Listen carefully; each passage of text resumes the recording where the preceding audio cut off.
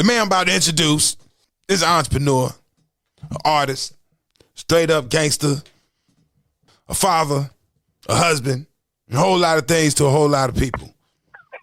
He can tell you about everything that we ever talked about on this podcast from his own point of view, from what it's like to run a record label, what it's like to put a record out, what it's like to deal with these police, gang life in Chicago, what these streets are like, what it's like to be in North Carolina and you ain't from here. He can tell you about all that. So without further ado, I'd like to introduce a man that I got a whole lot of good history with. My man from the great city of Chicago, Chi-Town. That's what we call him, y'all.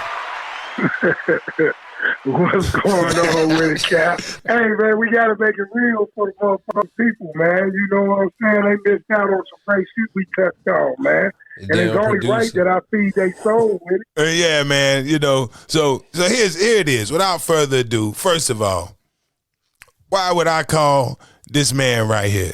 Tell them, how do we know each other? Cap, man, one of the greatest DJs out there, man. If you are young artists trying to get your stuff back in on mixtapes or whatever, you know, you had a lot of DJs that'll charge you a little bit of bread. Cap just say, bring me a record, man, and I'm going to put it on my mixtape. And shout out to you, Cap, for that, man, because that took me a long way. Then Cap got a job at the radio station and started playing my music in the mixes on the late night, 12 night mix or something. So, man, you know, it's a struggle, you know what I mean? And Captain DJ party from this, my man, $100 grand. My mother from another brother. I mean, brother from another mother. What can I say? Hey, appreciate that. Now, look, on the show we talk a lot about North Carolina hip hop. Now, you moved here from Chicago. Now, DL, this man moved down here from Chicago. He was 100% Chicago. Right. Chicago style ain't North Carolina style. Mm-hmm. And North Carolina at the time, the music everybody was making, they following what's going on in New York for the most part. Right. So, you know, here comes this cat from Chicago, and he got a Chicago style. And at the time, you know, it's not the same thing that Common was doing. Right. This dude is different. So tell me what it's like to be in an area during the time in hip hop where you trying to do your thing, but everybody else doing it one way, and you got your own thing. How difficult was that being in that part of North Carolina with a Chicago style? I mean, it was hard. You know what I mean? It was hard to have people didn't want to hear me. All that stuff fake. Gangster rap really wasn't accepted in North Carolina in 91. You know what I mean? Everything was boot bap rap. Mm-hmm. So for somebody to come with some reality life of their reality and they didn't understand the lifestyle that I come from, it really wasn't accepted. You know what I mean? And it just made me work harder because me being different from everybody else created greatness. You know what I mean? Right. So back in the day, when you you know, I know how it was back in Greensboro, back in doing all them shows back in the day. So your reception was a little bit different, you think?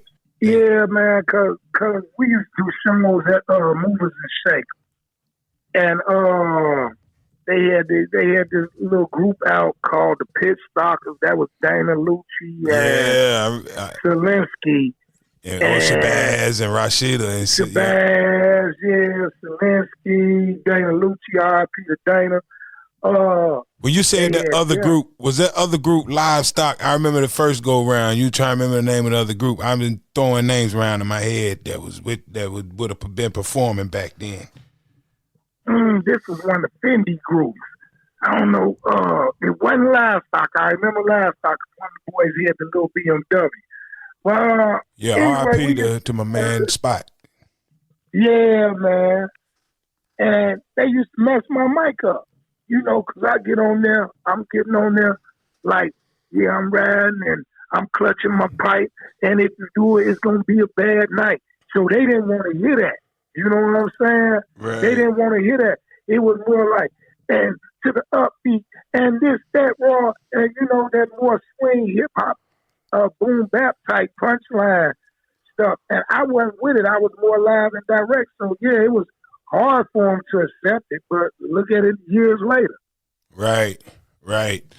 So your style developed straight off the streets of Chicago, and you brought it down. Straight out the street. So what brought you down here, and when did you move from Chicago to North Carolina, and how you end up here? Like, how you even find out? You know what I'm saying? Yeah, Chicago. What bring you to North Carolina? Just looking for peace. I had an auntie down there. My mom's sister was down there. Then her other sister moved down there. Then my granddad had moved down there. And by this time, they started in like 85. By this time, it was 91.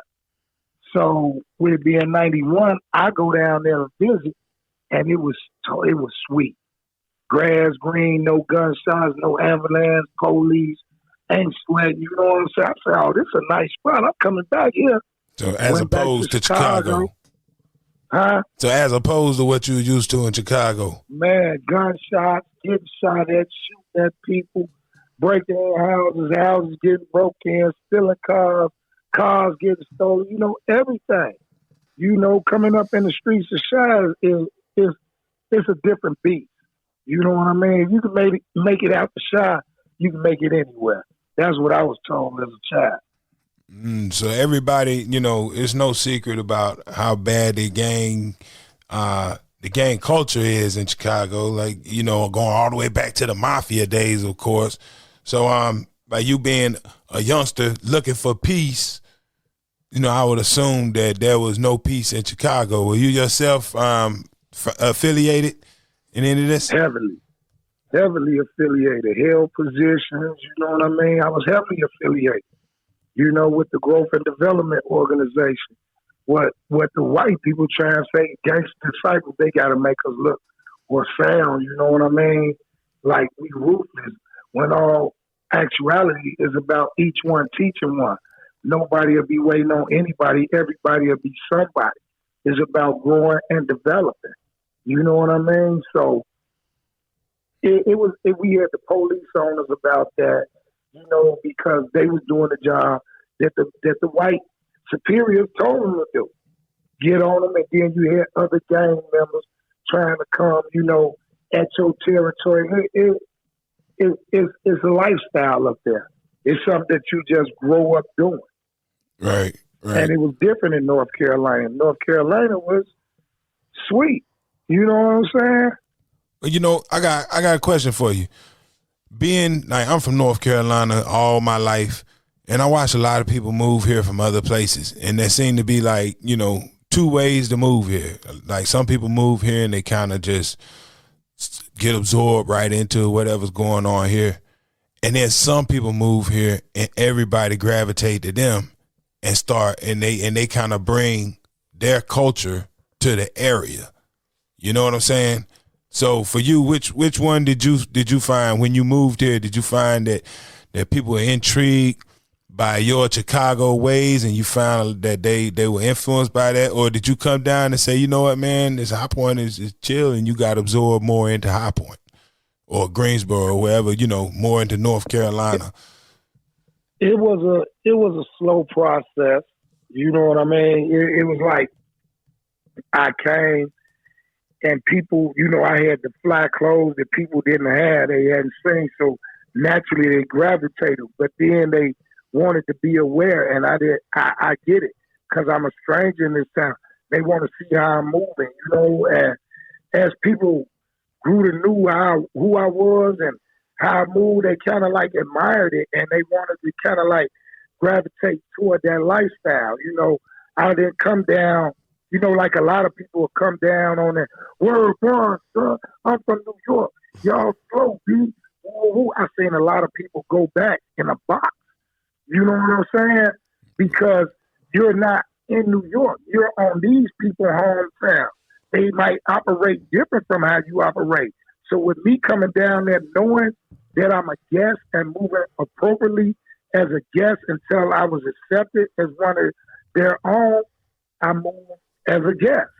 and they accepted me as one of their own. Right on. I saw that. And during my time around there, you know, I could tell that, you know, you had a lot of influence on a lot of people, you know. I could see that you know, there was a mutual respect though, and that's how you gained that influence. You know, now to be talking about it. You came down, you respected the area respected you back. And that's exactly. the South, and that's for all you. It is. That's the South for you in a nutshell. You know what I'm saying? Everybody listening right now, if you ever come visit and you think you plan on taking root down here, you know, you respect the area respect you. Right. But don't go with that rah-rah talking about they slow or they country and all that, because they people. Right. At the end of the day, they might not talk as slick or your slang or whatever. They got their own terminology that you might not be up on. Right. You see what I'm saying? So you got to learn your environment. You know what I'm saying? And treat your environment appropriately if you want your environment to treat you back appropriately. Right. Hey, so I got a question about the music. I know you said your music was not. I think Cap J said that it wasn't like what Common was putting out, but that gangster music. Chicago. No, it wasn't that Chicago. Right. Can you grow on that? You know, expound on that a little bit. Like, what was the substance of the music, and where did it come from? It came. Put it like this: Untouchable. I said, what did I say in that one rap? I said something about being untouchable. Police want to lock me up unclutchable. You know what I'm saying? Just like everyday living, going through what I'm going through, I'm trying to put it in bars, you know, to make them understand that this life that y'all rap about, it may be y'all life and y'all community and this and that. But in other communities, in my life, in the community I come from, this is what it's about. You know, and I think that's where we go wrong, thinking that the world revolves around what we know. We not so open-minded as to know that, okay, this culture over here, although we all black, we living like this, but they living like that. They living and accepting it. That's where people went wrong with that whole East Coast, West Coast beat. If you can remember back in, it was before it was an East Coast, West Coast beat. It was a New York beat. To the bridge, to the bridge. The South Bronx, the South Bronx, they were beefing with each other. Right. But it wasn't all that killing going on. Yep. It was just like a competition. You know, you can't have one without the other. You know what I mean? That's just what it is. It's going to always be some type of competitive form out here. But when you get to putting violence in it, just to show that you're tougher than this next person, now things is getting dangerous. Yeah, but speaking of getting dangerous, like when you first got down here, now I saw things change, and I noticed that the area that you did a lot of your stomping ground in around High Point seemed to have a little bit different structure on the streets than a lot of other places in North Carolina. You coming from Chicago, a place with a whole lot of gangs, and High Point seemed to me to have eventually, it was one of the first places in North Carolina that I saw more organized gangs than other places. Did you see a lot of that happen during your time? Like you saw it go from what it used to be to what it became? Well, kind of, sort of, you know, because I had a lot of individuals around me, you know, and when you're around somebody, you know what I'm saying, there's a positive and a good influence, and you see how they moving and doing all the good they doing and things like that. You tend to gravitate toward them people, and y'all kind of like is alike. You understand what I'm saying? So I watched a lot of people, you know, that was with me kind of like move like me to where they started even claiming what I was claiming. Right. You understand what I'm saying? So right, I saw when that too. Came, then they seen the lifestyle of gangsters. You know, damn, they living, they doing good, they riding, they got record companies, they putting out music. Of course, you got gangsters down there. Now you got the imitators. What do you got? You got these guys that's listening to these guys in New Jersey. Now you got Lil Bloods coming down because you can't have one gang without another. Right. Yes, indeed. You see what I'm saying? So they watched us, then they came down because they had to be something else, to get a spotlight on them. We ain't what they is. They got the spotlight. We this. We want a spotlight. Then you get one trying to sleep with the other gang member girl because they the big gang. If I could get his broad shit, now you got the beefing going on. Kind of like how that thing went with King Von and NBA Youngboy. What happened with that? Well, King Von was fucking with one of NBA Youngboy's baby mom after 20 that he got. Quando Rondo signed to NBA Youngboy, but he kicking it with King Von. They buddy. Until Von started fucking with the broad. Now Quando Rondo back doing, dropping locations. Now Von catch him. He still Quando Rondo because he done got into these 2 men beat over this bitch. You know what I'm saying? That's for everybody. He whoop him now. His boy come up, pop him. You know what I mean? Some sensitive ass shit. Right. Over a bit. And you also close enough to the situation to speak on it. Am I right? Oh yeah, man. That's nephew. Von was nephew. That's my wife's little baby cousin brother. You know what I mean? We got quite a few artists in our family. Like the other day, the internet blew up with the situation, with the baby and 147 Cowboy. I'm quite sure y'all aware of that. Y'all out of North Carolina. No, 147 so much go on with the baby. Like you gotta explain this one a little bit. Cowboy was telling him, you just did the song with NBA Youngboy, but yet still you gonna tell Mimo that you got love for Von. You had much love for Von. How you gonna do a song with a man who dissing Von in every damn thing? You know what I'm saying? Every part. That's what Cal tell him. That's my nephew. That's my wife's brother's son. Okay. You know what I mean? The one who did the Envy Me. I'm with the gang. I'm with the mom. Like, we got a lot of raw talent in Chicago, but we stay real. We real. We not gonna sugarcoat shit, and we not gonna send you off. Like, I wasn't one of them niggas that because I had influence in North Carolina, her shorty, get this pack, go sell this, or get this gun, go shoot this. Nah, man, you can't rap for me unless you in school. You under this? You under 18? You got to go to school, then you come to my studio. Right. So I was like a parent that wasn't their parent, but they looked up to me and respected me enough to respect my word and knew that I was going to guide them the right way. You see what I'm saying? I saw that I saw that with my own eyes whenever I do anything for you. Like I'm a DJ, and if Shy's doing something, and I'm DJing the event, I could tell that the people that I'm around, that maybe things would not be as peaceful and calm was this event not under the influence of One Chi-Town. Check this here out. Since you said that, I don't know if you remember or not. We had this. I had a party at the National Guard Armory in High Point. I think I was turning 26. I DJ'd that party. Look, yeah, you DJ'd that party.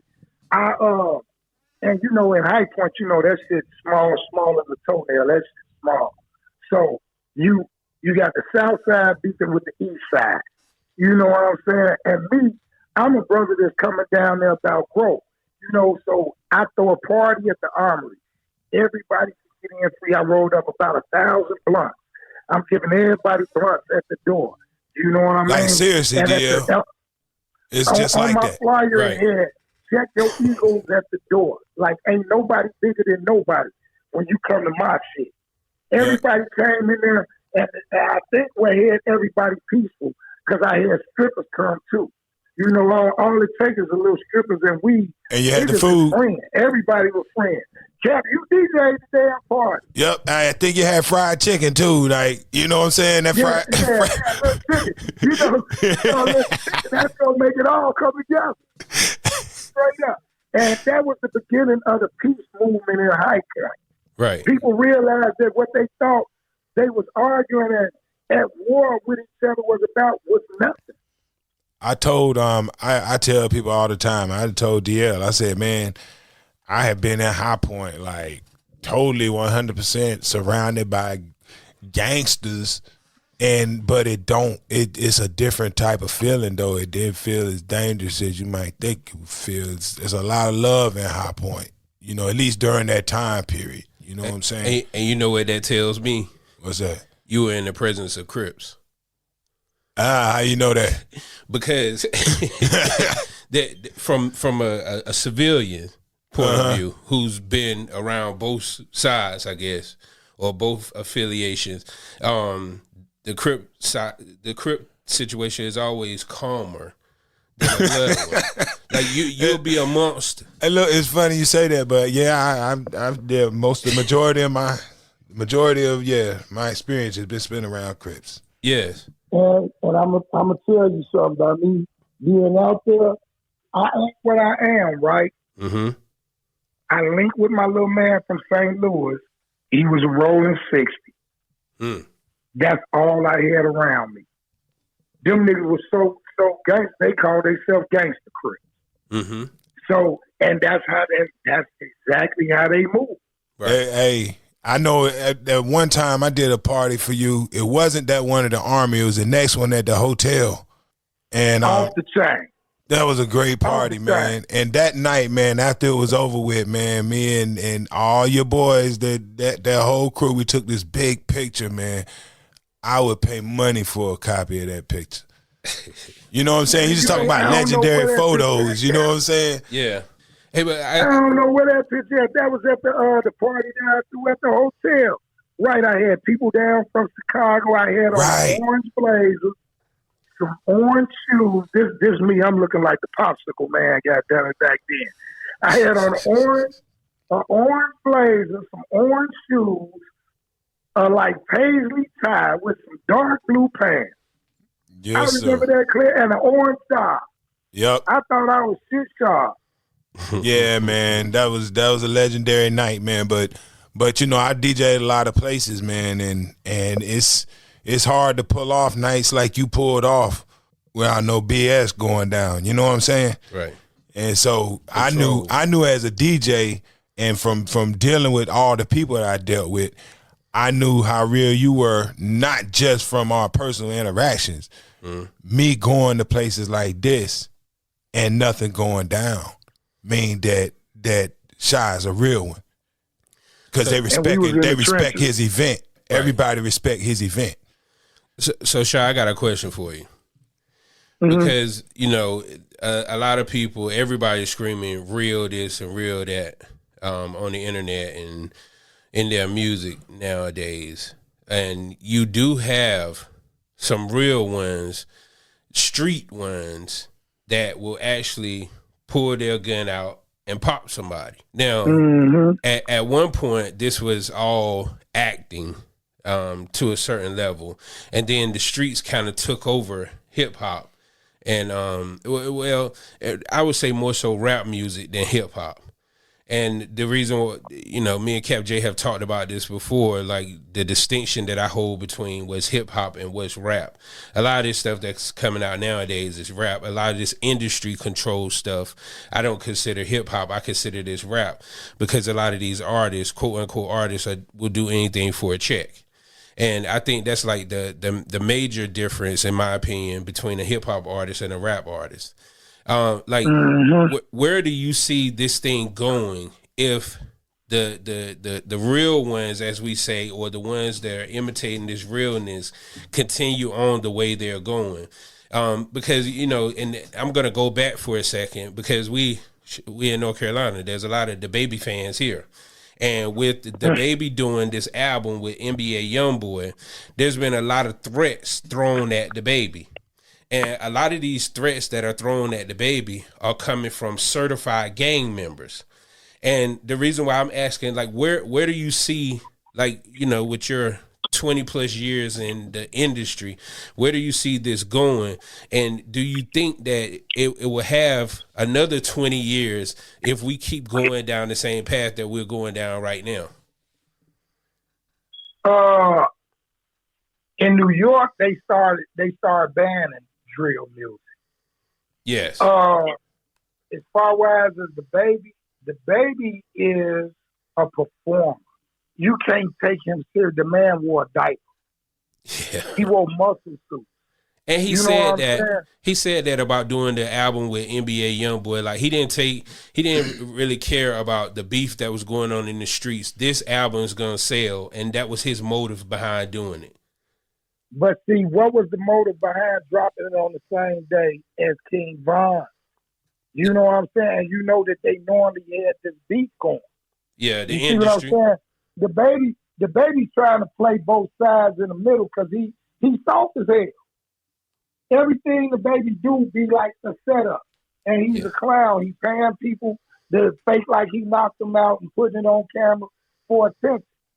He needs attention. He needs love. He need a hug. This is For Capital real. City with Capital J. So you said the baby paid somebody to play knocked out. Yeah, the boy down there, Cam, whatever. God rest He his paid soul. that boy to put him on camera, you know what I mean? He died. And make himself look bigger than what he is. He died of overdose. He been a stunner. He probably paid his baby mama brother to pull his other stunt. Wow. Oh yeah, the bowling alley. Yeah, the bull. Yeah. Well, that, Anything to keep some attention going. Him and Young Boy is like them attention seekers and shit. And Tell that's you the run point. across that. Yeah, Now that's you done it. ran across these gangsters. What you gonna do? well, you know, we gotta say this much about the baby. When he did run across them gangsters, he left one of them dead in the Walmart. In self-defense. He ain't Absolutely. put on no ski mask and went laid the nigga down, rolled on his block. You Right. know what I'm saying? Right. Now that's that. You know what? Spoken like a man from Chicago. You know what I'm saying? He ain't bringing it to the front door.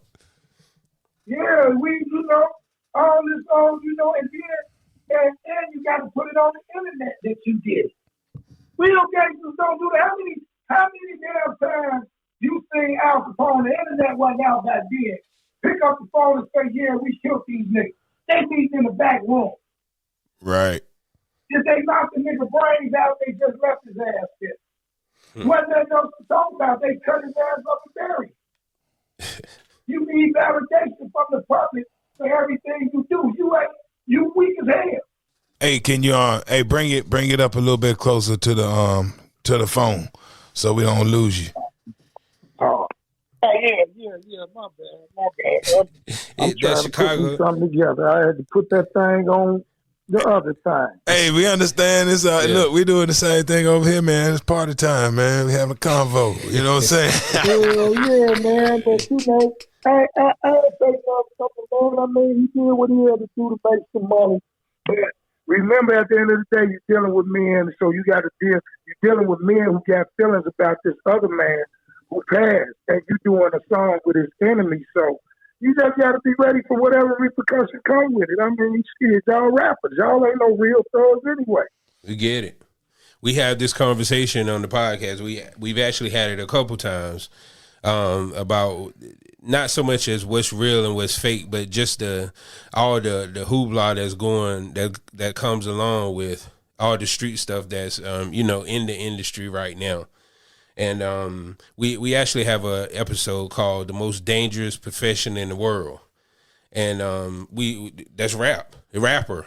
I think the statistic that we quoted, 2015 study showed that 51% of rappers die by murder, and like not natural causes. And we talked about in the podcast that hip hop isn't old enough, or rap music isn't old enough for us to have rappers or hip hop artists that die because of natural causes, but 51% of them die from murder, die at the hands of fans and people who look like them.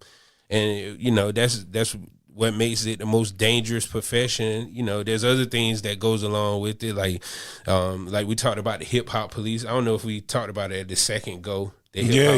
Police. Oh yeah, now, Sean, we're gonna get into your run in with the hip hop police too. Health related It's issues. just like everybody want to be famous and thugs, and I think what we run into a lot of that killing is Number one, can't nobody accept getting whooped. You know, they can't fight. That's number one. Right. Number two is everybody got to prove to the world how tough they is. No matter if you grew up like Richie Rich, everything you got to put on this image to these guys out here in these streets. And some of them guys out in the streets is really from the streets. And they looking at you and they can see through you. You see what I'm saying? So you got a lot of that. Now you a sheep holding a gun behind the internet talking about what you going to do. And now this dude looking at, okay, they see the street sign behind you. Oh, he over there on that corner. And they ride. Right. They ain't talking. So, you know, ain't nothing to talk about when you real. All this other stuff be for gimmicks and for likes and this and that. And all I can say is I hope that they get everything that they want before they leave this earth.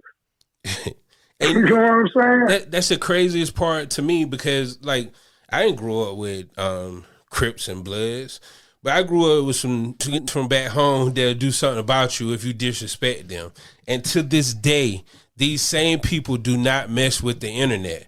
But I would get on the internet right now and I could pull up 5 rappers that are on the internet threatening each other, talking about their homeboy killed this one and that one. And I'm not the one to question whether they're real or not, but it's so much of this going on that it's hard to tell. Like, how am I supposed to know who's the street dude, who's the real dude when we make statements like this that the ones that's on the internet acting like they're real, but then we got real ones who are meshed in with that, doing the same thing that the ones that's acting are doing. Like, I'm so confused as a fan. That's why I don't even hardly listen to rap music right now. Like, I still listen to the classics, and there's some young boys that I like and I respect, but it's just confusing out here for me as a fan right now. I think what wound up happening is, I don't know if we said in this interview, Chief Keef brought that drill music on. True. And drill music was like, I did this to this nigga, ooh, that nigga, and his mama and his girl. So they actually started naming people who was dead and right. And people started listening to it. This coming out of Chicago. And what's your take on You got Chief Keef? NBA YoungBoy listening to shit like that. You got motherfucking Lil Baby listening to shit like that. You got Blueface out west listening to shit like that. So now they is like, ooh, it's fascinating to them. Right. But Chief Keef really just telling his life, what's going on. What's your take on Chief Keef? I mean, we in opposite organizations. At time we was one. I mean, I think that he's great at his craft. You know what I'm saying? He did what he had to do in music and he out the way. You know what I'm saying? But because of some of his lyrics and the movement he put out there, he's not really welcome back in Chicago to move around free. Oh, so that is true. Wow. Okay. Yeah. He's not able. There's a lot of them out here that ain't able to move around Chicago freely. Right, because of what they put in their music. And I'm glad you said that because, and I'm sorry for jumping in, but that brought me to another thing that I heard about recently. So they're looking to take, they're looking to get legislation passed. So you can't use lyrics from a rap song in court against, I guess, a defendant anymore. What do you think about that? I think it's great. I thank Uncle Luke for that. Okay. Uncle Luke, I don't know. See, I'm so old school. I'm such old school.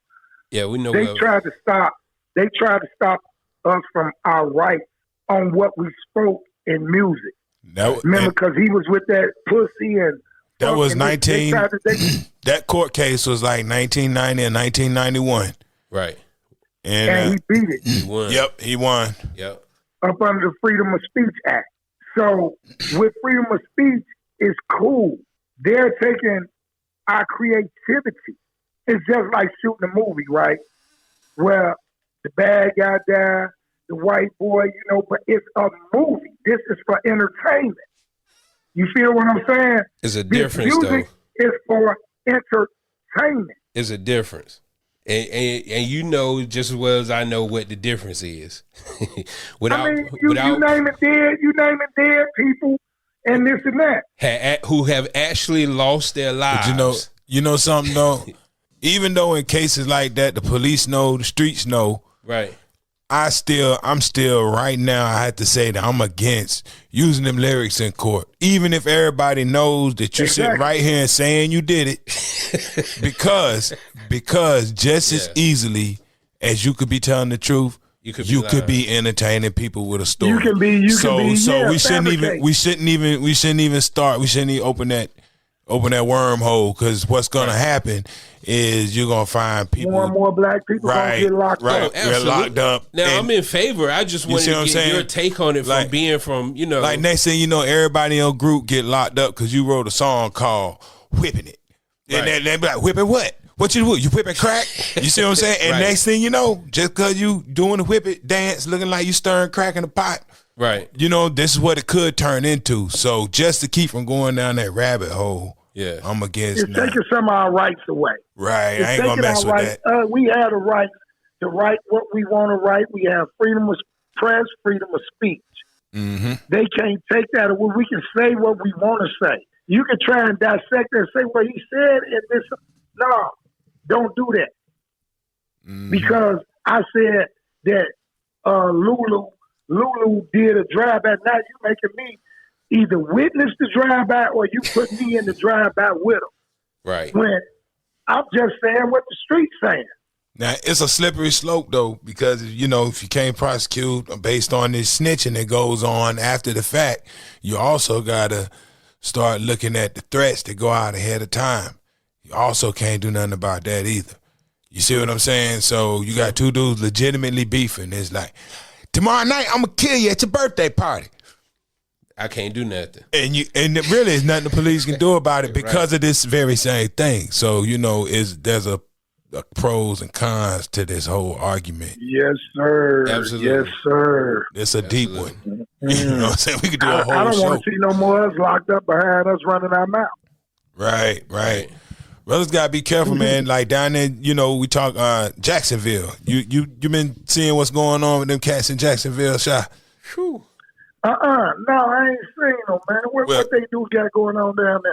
Well, you got this. It's a cat named Young and Ace and Julio Fulio down there in Jackson. Oh yeah, them niggas, yeah. But worse than that honeycomb dude in Mobile. Yes. And his cousin, Rodriguez, they at it. I'm talking about where the cousin that killed his grandmama and granddad. They shot up the house and killed the grandparents. Yeah, these rappers is gone to lost their mind. Yeah. So when you need to solve these crimes, as tragic as everything that went down in Mobile is, I bet you the niggas done rapped about it. I'm gonna give you the reason these arguments are so hard to have is we want justice, but we need it executed fairly. Yes. So you should be able to. It should be open and shut case. The dude shot grandma's house up and then got on songs like, how you feel now when you go to grandma's house and everything blowed up because I shot it. But you can't do that. You can't go prosecute. But at the same time, you want justice, and everybody's gonna be talking about how unfair it is that you can sit here and kick this rap right here after such a heinous act was committed. Right. It's just like back in the day with crack. When crack first hit the streets and it got bad, we didn't have them laws locking people up all that time for crack. You know what I'm saying? But there's a lot of pressure in our own community for the police to do something, because originally the police were doing nothing. Right. Like, it wasn't over police at all. It was under police. Right. And they were letting it go. Right. We complain. That's what Joe and we Biden want said. justice, but we want to execute it fairly. And they came in and they executed it unfairly. And so it's like you got to be careful how you ask for justice from the white man. And I believe it's just us. Let me deal with mine and y'all deal with y'all. You know what I'm saying? Right. Lead the court, lead the police out of it. Yeah. Let me deal with mine and y'all deal with y'all. Because the object of the game is divide and conquer. Anyway, that's why so many black daddies locked up, and the ones that ain't locked up, they got killed because they weren't raised properly. And then the mamas, you know what I'm saying, is out here on all type of stuff with drugs and shaking their ass and this and that. So they plan be working as long as we allow it to work. You feel what I'm saying?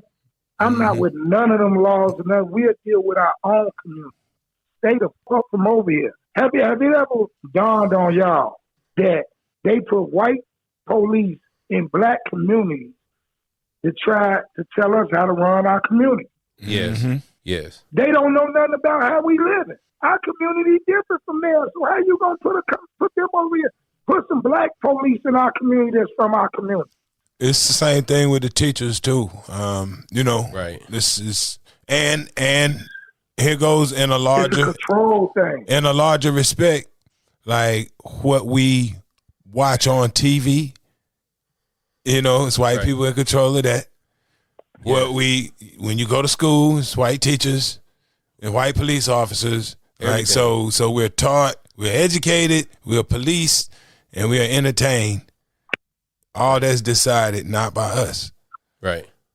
So you gotta be careful what you ingest, and you gotta have a healthy portion of your own diet. If you're a parent out here, you got to teach your kids, in addition to what they learn in school, you got to teach them about us, because a white person's not gonna teach them about us the way that we are, and that's what they're being taught by. So you got to do extra work. You know what I'm saying? And when we're policed, they're not going to police us the same way that we are. So we have to do extra work. That's why we got to film them when they pull us over and all that. They don't have to film themselves. They do that in North Carolina. Who did they kill in North Carolina? They killed somebody in North Carolina. You killed that dude down in Charlotte, sitting in. This a couple of months ago. They've killed. Oh no, it's always somebody getting killed. You know what I'm saying? Unarmed people. Now the police I'm talking about. Yeah, they've killed 6 or 7 unarmed people since the new year came in, and 4 of them was between Raleigh and Durham. Right. But we ain't gonna keep bashing them because we know what they are. But it's a whole part of our growth process. You know what I'm saying? Which is important for our young men and our young women to stay in school and take advantage of it, so you can become something greater. Because a lot of us rappers, the real ones, didn't graduate from school. We took to the street. And that's a good segue on to the next thing. Anyway, since we still in podcast mode and we talking about your progression, now you progress out of rapping into record label ownership, which in itself, what we know is that owning a record label, and we talking about all of this that we just talked about dealing with police and stuff, gonna put you in the direct attention of those types of people, of the police. You know what I'm saying? But first, tell us how you got it, how you transitioned into getting your label, and then tell us what it's like dealing with the police as a record label owner. So after my first album from Banging the Ballin', I probably made about $20,000. Banging the Ballin'. I got a production credit on there. Yes, sir. Yes, sir. You what song did you do on there? I can't remember, man. I'm old. And I got about. It was one of the last 2 songs on there. I can't remember the name of it either. Yes, sir. You sure did. I want to say If the Whole World Was GD was one of your production credits on there. We worked together so much, man. It's hard to remember. But I had met these guys from New York that came down. They were selling Coogee sweaters at the barber shop, like 2 doors down from my thing. So, I bought a couple Coogee sweaters down from my studio, and they was like, you got the studio, you might as well start your own label. And I didn't have a clue how to do it, but they had owned a clothing brand called Dirty South, and they had sued Fubu for using they name Dirty South. So they was aware of how to do it, and they took me up to John Stark. Is the lawyer name, Mr. Starks. John Starks. I gave him $1,000. He set up my Delaware corporation, and from that, I was legal. All I had to do was get the artist, because I had the studio for him to record, get the artist, and we on getting artists. Another headache, because this one here, she might be cramping up this week. This dude, he got to use the bathroom all day because he been drinking all night. So he hungover. This one right here, he ain't got time to record because he want to go chase with these females. This one here, though, he want to go hustle on the block. So, just trying to get everybody on one accord is work in itself. A lot of people just, they be wanting it, but then when they get it, they feel like they got it and they tend to stray away from what they really wanted. Once you get it, you got to put in even more and more work. That's why you got so many overnight artists. They hear 1 minute and they go on the next. What's the gold all in my mouth? One hit wonder. Yep, Trinidad James. We can go on and on. I tell you what, I said Trinidad. Tell me a one hit wonder. First one mess up, is out the game. You know what I mean? Petey Pablo, one hit wonder. No, Who sir. you got? No, sir. He did better act. Now, Petey had 2 hits. Yeah. 2 major hits. You know what I'm saying? Okay. So he came back after twisting around your head like a helicopter. He came back, hit him hard with Freak a Leak. Super Bowl, yeah. Yeah. So Petey's official 2 hits, don't say man. that Super Bowl stuff. You know what I'm saying? But Sierra carried him on Freak a Leak. Yeah, but Sierra carried him on Freak a Leak, so you can't even just say he had that by himself. I thought that was Goodies. Yeah. No, he was on Goodies too. Yeah, he was on Goodies Goodies, too. yeah. Oh man, we just building this man resume up. You know what I'm saying? Yeah, we keep talking. We're gonna have to put him in the Hall of Fame. The king of the cat, man. So back to what I was saying, you just got to work harder. Each hit, you got to go harder and harder. That's what made Jay-Z prevail. You know what I'm saying? Right. To the point where it's like, I'm going so hard for y'all. If y'all ain't going to go hard for y'all self, it's over. I'm not going to keep doing it. And icing on the cake is who we was just talking about, them police in the wrong neighborhood, hating to see a black man prevail, they raided my studio. For what? I don't know. They say they got a tip. They always say they got a tip or they smell something. If you got a tip, they should have told you it wasn't nothing in there. So, you know what I'm saying? So they come and raid the studio, and what happens? Like, what's that like? Like, y'all in the middle of a track, or they just kick the door in, or do they knock? No, I actually had just left, right? I had just left to go to the store down the street, and the police was following me. They following me like 2-3 cars undercover. They follow me. Mm-hmm. So when I make a turn, they turn. Boom. Then some come from the other street. They box me in. Boom. Get out the car. I guess they thought I had something. So now I'm away from my studio. They raided my studio and my brother's house at the same time. Ooh. Out of all that shit, they got a blunt. Oh, wow. So statute of limitation is so did they really have reason to raid any of these places? They got a blunt. I don't know what they said that they got a tip. They got a blunt. You know what I'm saying? And really trying to prosecute a motherfucker behind that talking about you on probation. Oh, wow. For drinking and driving. I was on a drinking and driving probation. They wanted to violate me for a blunt they found in the studio. I laughed like a motherfucker. Me and my lawyer laughed right out of the courtroom at their ass. And in the back of my mind, I said, this is how you funky motherfuckers treat me. And y'all be on the top of that Krispy Kreme, and I be giving y'all this money for y'all policeman ball. Every year I write a check from my company for 3 years before that for $1,500 for the policeman ball. I give them a donation. I put toys on the toys for Tot. For the Marine, toys for Tot. Mm-hmm. Every year. I'm up there. I think Cap did an interview. What's the big boy name? Used to be on the radio. I used to buy. You know what I found? Football. Boogie D back on the toy for Tots. Yeah. Football, basketball, some type of educational toy, or some. I say this football gonna send somebody to the NBA. I mean to the NFL. You know, I used to have reasons why I bought them different things. You know what I mean? Put about $1,500 on the bus every year for the kids.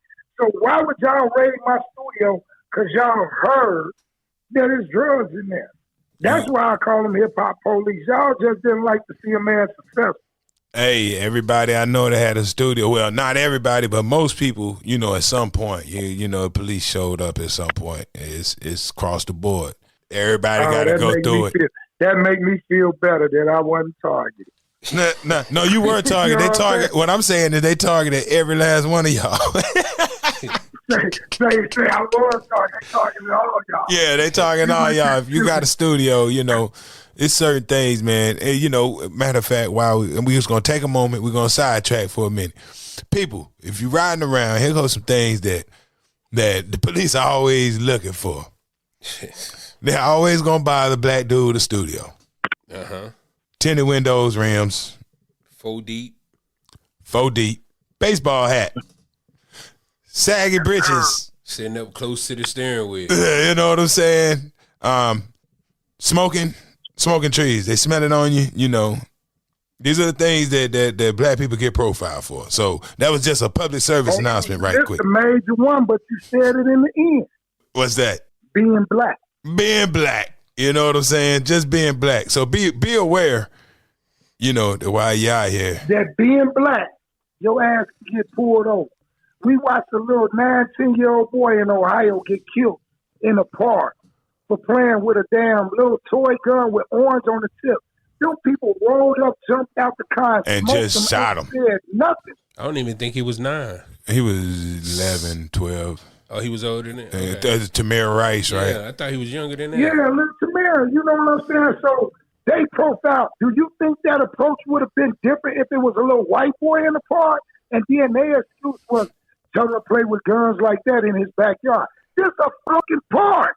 You're supposed to play in the park. Hey, man, before George Floyd, Rodney King, man, I already knew a whole bunch of people got killed by police. You know what I'm saying? At least too many for one person. Like, you know, you're supposed to know several people who've been killed by police. Right. But I do. Can I ask you a question? And we might edit this part out, but I always wanted to ask someone of standing in the gang world, how does a gang that these kind of senseless murders stand? You say what now? How do gangs let this stuff stand? Because everyone we don't. Real gangs is organizations. Right. Like you never heard them call John Gotti and them a gang. No. They called them the mafia. Yes. Or the mob. And every real mob organization has a structure, has a rule. Like you couldn't go kill a made man without permission. Right. So the thing was, I don't know about the Bloods or the Crips because ain't none of that in Chicago. Right. The thing about it was to lock up all the kings. King Hoover, Jeff Ford, Don Smokey, Booney Black. The guys that had the control of the streets that put the governors in each area, the first coordinators, the securities, the second coordinator. Those guys, if you take off the head, the body will fall. So now you got a bunch of guys that's unorganized that don't want to go by what ain't nobody to put the street discipline on. So now it's like I can do what I want to. Ain't nobody gonna do nothing to me. Who call it over? So now you got this member of this gang, this member of this gang, this member of this gang, this member of this gang. Now they all on the same block. They hanging together. They call themselves OTF. You know what I'm saying? Right. I get it. Mm-hmm. I get but it. it's not. But there's nobody to answer to. Ain't nobody we got to answer to. Right. And I think it was These Tookie Williams. Ain't on nothing. They ain't, they ain't having no money. They ain't on nothing. These niggas, they getting high. Right. Mm-hmm. I think it was Tookie Williams that told George Bush that you want to get the youth back and get some kind of law and order in the streets. Let us out. You got to let out the members. Yeah. That's who they respect and that's who they know as their leaders, they king. Right. Mm-hmm. But see, they don't want order in the street. Because there's too much They power want there. niggas to keep killing each other. They want. They You let killed these people back Malcolm out. X. Look, you let these people back out with that influence at this age. With that influence, like With that, they're not gonna influence them cats to go kill each other. The dude coming out of jail at 55, 60 years old who had this type of influence, been through it, right? he not gonna influence the youth to continue this.